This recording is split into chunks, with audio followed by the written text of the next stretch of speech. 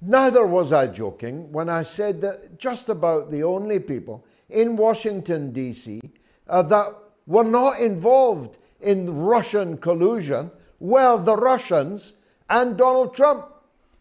In the trial now unfolding in the United States, very serious allegations are being made under oath that point in the direction that not only was the whole Russiagate a hoax, a fabrication, fake from first to last, but that the author of it was Hillary Clinton, the then leader of the so-called Democratic Party and their candidate for president against Donald Trump, and still in the wings to emerge if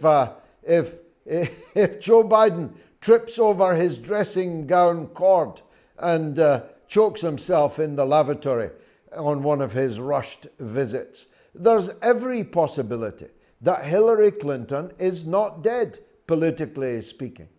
But the testimony given by close aides to her in court this week seems to suggest that Hillary Clinton got up the entire hoax herself. Some things are not in doubt at all. It is a matter of fact that the Hillary Clinton campaign paid for the so-called Steele dossier, which led the entire American state off on a wild goose chase at the cost of hundreds of millions of dollars and total paralysis in their governmental system for at least the first half of Donald Trump's first presidency. It was all a hoax that the Democrats paid for. There was no Russian collusion. Trump was not a Manchurian candidate.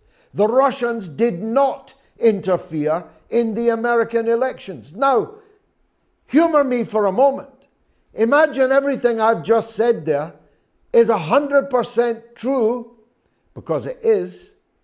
Just imagine the extent to which then we were all completely fooled. Indeed, people like me who were telling you that back then were called conspiracy theorists.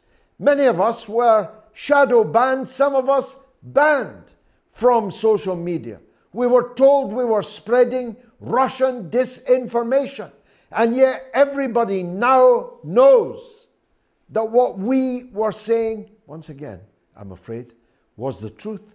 And what our enemies were saying, once again, I'm afraid, was a pack of lies. What can the United States do about this? Well, lock her up is a popular refrain, and it's never been closer.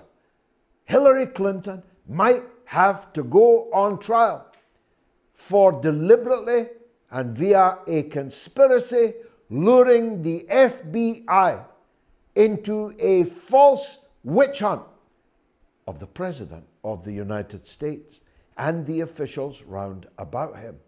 It doesn't get much more dramatic than that.